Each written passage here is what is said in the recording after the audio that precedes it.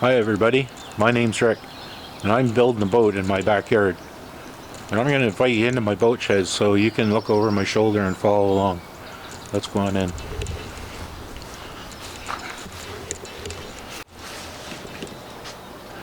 As you can see, there's quite a mess in here. Last year, before we took off on our month-long RV adventure across the country, I basically just dropped everything and we left. So there's going to be quite a bit of straightening up to do this year before we can actually get started. One of the things that's new is the big blue boat shed isn't all blue anymore. The white plastic is actual greenhouse plastic we put on a couple of weeks ago. We had a major blowout during the winter and it needed to be fixed. So we're going to finish that up before we get started back on the boat, and we're probably going to do the other side as well. So I guess it will be the big blue and white boat shed from now on. Just up inside the boat now, having a little look around. As you can see, it's pretty much the same as the outside. We just dropped everything where it was and away we went on our RV adventure across the country. So I'm going to try and add some more workspace in here. I've got a bunch of new cordless tools. I want to build like a charging station so that I don't have to drag them in and out of the house to charge the batteries. The tanks we can move out of the boat, give us a bit more room. That's where we are. Well folks, it's been a long 8 months since you got to see anything come out of our YouTube channel. I apologize for that, but these long-term projects, life quite often gets in the way. I still work under contract for the Coast Guard. I work about 16-17 weeks a year, split between spring and fall. In there also we have RV trips out west to see our grandson in Grand Prairie, Alberta. Those are some big adventures. We're about to head into year 8 of construction on Sago. I'm not really happy with that, but it is what it is. This is likely going to be a 10+ year project, given the fact that with our life commitments and the weather in this godforsaken part of the world, where we have 4 seasons: cold, freaking cold, cold and wet, and hotter than hell. It leaves me about 4.5 months to actually work on the boat. What we've got planned this year for Sago is, just off the top of my head, I've got to finish the stern bearing carrier so that I can finish up the drive line, get it all bolted up so I can locate the engine and drill the holes so that it can be bolted down into place. The engine has to come out of the boat one more time. I want to do an oil change on it. I also bought a remote oil filter kit, and that has to go on to figure out how to mount it. The oil drain plug on the pan also holds the dipstick, and we have a reverso oil exchange pump that we want to install, so we'll have to have a small connection block manifold, something fabricated so that we can still use the dipstick as well as be able to drain the engine oil out. And once that's done, the engine can go back in the boat, and first thing I want to do is assemble, dry fit the exhaust components, the water check muffler, which is a Vitas, and the gooseneck, and run the piping. And it's going to be a bit of a plumber's nightmare because there's a zigzag around one of the holding tanks before it connects it out the transom. It's not an insurmountable task, but it will take some time. There are 2 more tank beds to be fabricated. Once that's done, I will begin the framing up and down the sides of the hull. The shear clamp goes on. I can begin to locate where I want the floor braces and everything to go. The end goal being that everything will be located, which will allow me to frame in the engine compartment and tank storage areas, etc., and eventually be able to get a deck on the after end of the boat.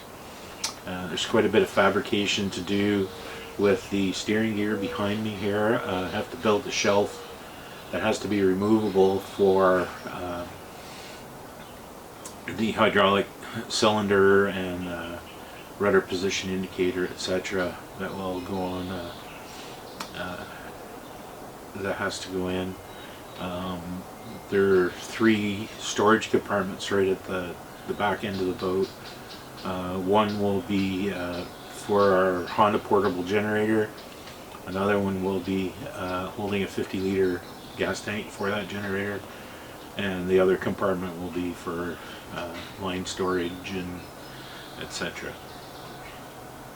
I hope to get the foredeck framed in, shear clamps on, some of the decking down possibly, to help close in the boat.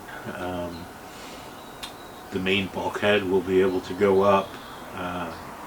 That will make moving around the boat a little bit harder, but it's time. Some of the decks go down in the forward area, so I'll have a nice flat place to stand on. There's a through hull transducer that's going in the forward end of the boat, and I'm going to use an offcut from my bow thruster tube to enclose that transducer.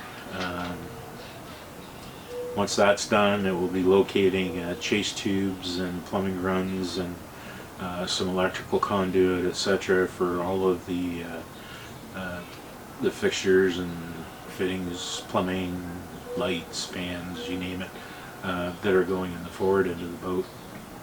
And aft end of the boat, we'll probably have 2 large chase tubes, one into the engine space and one into the steering compartment for the hydraulic lines and the signal wires, etc., etc.